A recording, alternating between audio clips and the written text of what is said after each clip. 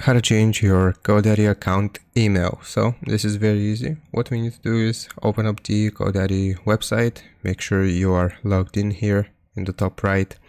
Just click on your name and then go into account settings. Now I'll pause the video for a second, but basically what you're going to do is you're gonna see email, you want to select it. I'll pause the video because I'm going to leak my address if I don't do so. So click on account settings and I'll show you the next page. So like I said, you had 4 options there, or many options. You saw your address, your phone number, so on and so forth. I didn't want to leak it, so I just clicked on email here. It was in the 3rd slot, I believe, and it's going to show you your current email. And if we want to change our GoDaddy account email, then here we'll just input the new email address.